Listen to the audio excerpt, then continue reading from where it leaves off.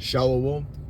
First and foremost, as always, I want to give all praises, honor, and glory to the Most High and His only begotten Son, called La Yahweh, Bahashem, Yahweh Shai, Bahashem, Rakakwadash. I want to give double honors to the apostles and elders of Great Millstone who root and teach well, while Barakathon, and to the hopeful elect.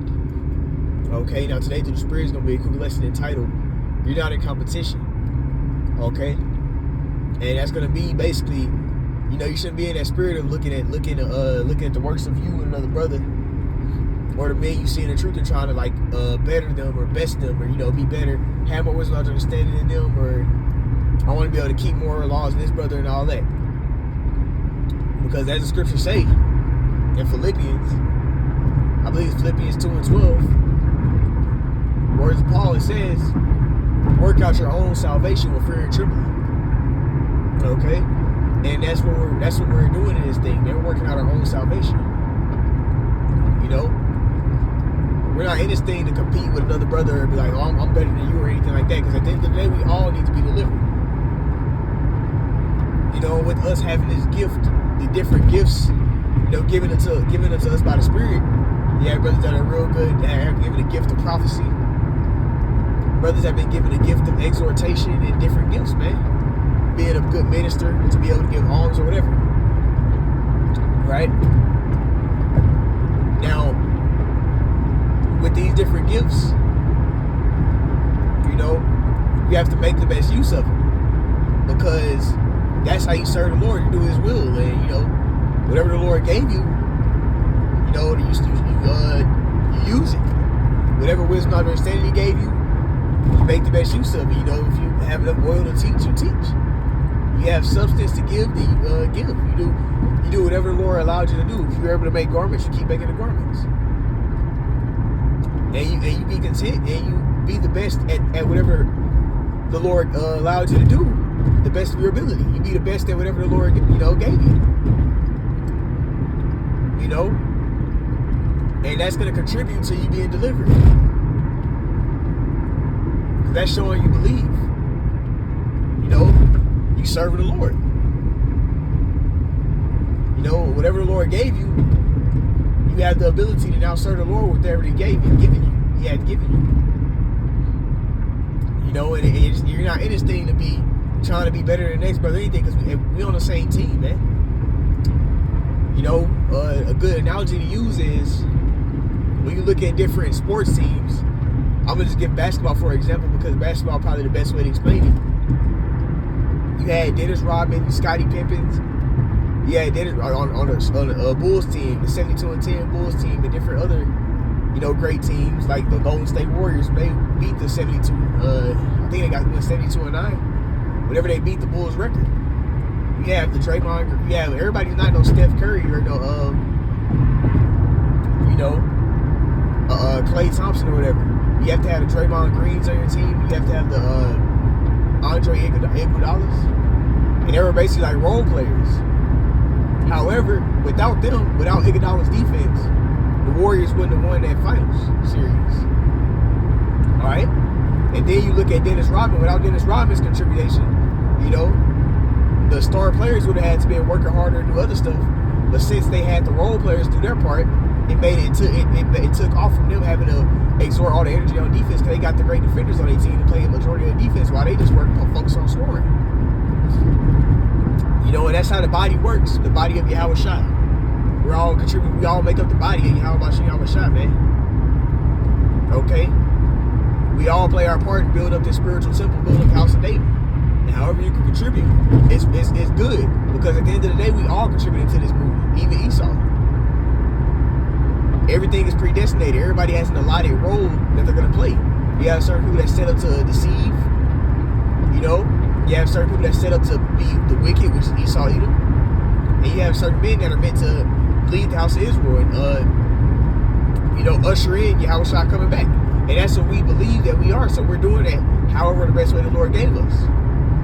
And we're all working together for the sake of the building up of that spiritual house, man. The kingdom of heaven being established in us first.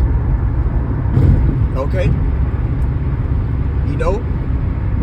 And the way we all do that is by us doing whatever gift the Lord gave us, the best of our ability. Lord gave you the ability to be real good at prophesying, you prophesying. Bringing out the prophecies. The Lord made you a real good teacher, you being a good teacher. Because we're all on the same accord. We all want that new heaven, we are all ready for the new heavens, new earth, wherein dwell righteousness. Where Yahweh Shah is going to establish the kingdom of heaven on this side. He's gonna wipe out this wicked reign of Esau, and then establish the kingdom of righteousness on this earth. And we all want that. We're all on that accord. So you're not in competition with your brother. You're not supposed to be trying to look at him like, oh, I gotta do more than him, I gotta do more than this, or yada yada yada. And plus, the Lord is the one controlling that anyway. How much wisdom, not understanding you got, what lots you're gonna have. That's all from the Lord anyway. So if the Lord wants to increase you to a certain amount of point, He's gonna do that. You just have to be patient. That's why it says, for you have need of patience. In Hebrews the 10th chapter. Okay? You have a need of patience. You know? To be able to deal with Shaitan giving evil thoughts in your head and Shaitan afflicting you in the flesh. You got to be able to deal with your low points where you lower in the spirit. Different things. We always got to endure all this stuff because this is going to be a hard, straight gate to get to the kingdom of heaven. To make it on the first go around. Okay? So, the point I want to touch on is you're not in competition with your brother. Don't be looking at people looking at the works you doing and the works he doing and be like, man, I got to get better. I want to be like him or nothing. No. You do whatever the Lord gave you and you focus on you working out your own salvation. You don't do this thing so you can be looked at as, oh, I'm more knowledgeable than him. Or I got more wisdom understanding than him. Or I got better works than him. You're not doing this thing as a boastful way, a pride thing. Like, okay, I'm the big dog, trying to be the big dog and stuff. We're doing this thing because we want to get delivered. And, if the Lord has brothers that's more so, hotter than the truth, the Lord allowed to come in before you. The Lord allowed them to endure all the things, the hardships, to be built up in the spirit enough to be where they at. That's the lot they have. You just be content with where you at, and you do your part. And guess what? If the Lord want to increase you to that point, He will. If not, then it just wasn't your lot. But at the end of the day, it's not about how big you are or how much whatever you got, how much glory you got and all that. This ain't no popularity. This ain't no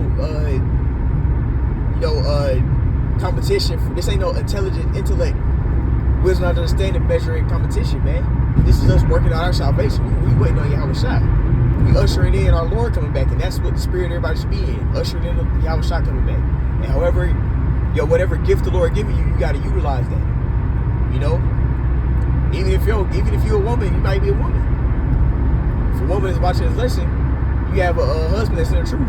You can serve your husband. Don't try and prophesy the word. The Lord didn't put y'all. I saw a video about Odom Not the Zamba. You had a woman trying to teach. The Lord didn't put you here to teach. He told you, He brought you here to be a helpmeet to your husband. That's what you're supposed to do. Focus on getting yourself together for when times come and the Lord can send you a husband that's in the faith. And if you do already have one, you submit to him and you be a good rib to him. All right, you treat that man right. All right, make sure he's good. But that's the spirit you got to be in. Humbly you doing this work in hopes of you getting delivered, attaining salvation. It ain't about you being the most big dog or the most popular guy or being known as the most knowledgeable or none of that. It's about getting salvation, man. You want to get delivered. You want to get the hell out of here. You want the Lord to look at us and be like, this is my good and faithful servant. All right? And also another quick point before I end it off is the scripture states, to whom much is given, much is required. So you can mess around the Lord, give you too much, and now you get big-headed and you can't even handle all that. So now you fall out the truth. So you got to understand, the Lord do everything for a reason. Certain brothers, they're to the point where they can receive whatever they all the wisdom, understanding they got. They've been through, because the scriptures say the baptism, which means to be submerged. You got to be submerged with the living water, which is obviously the word, but also the fire. So certain brothers might have went through, they fire to get built up in the spirit enough to get what they got. Because if you endure, you grow. So they been enduring all that stuff, so they already got built up in the spirit enough to that point. Lord's to have it in your lot, so you come in before them. So you just be content and keep serving, man. All right, and understand that like Apostle already say, Elder Apostle always says that you don't want to be the head. You want to be the head. Just be good with where you at. Because guess what? To whom much is given, much is required. The Lord required more out of a man of the standard of Apostle Tahar, one of the apostles and elders. He requires more of them. So shit, you should be better at good with what you're doing because you got an easier job than him. You know, you got less required of you if you're not on his level.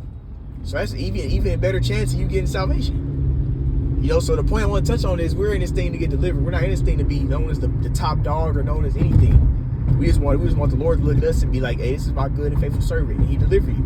You of the elect. That's what you want, man. Okay? But anyways, Lord will, this is edifying. I'm going to end it off by saying, call halal, Yahweh, Bahashem, Yahweh Shai, Bahashem, Rakam Kadash. Next time, Shalom.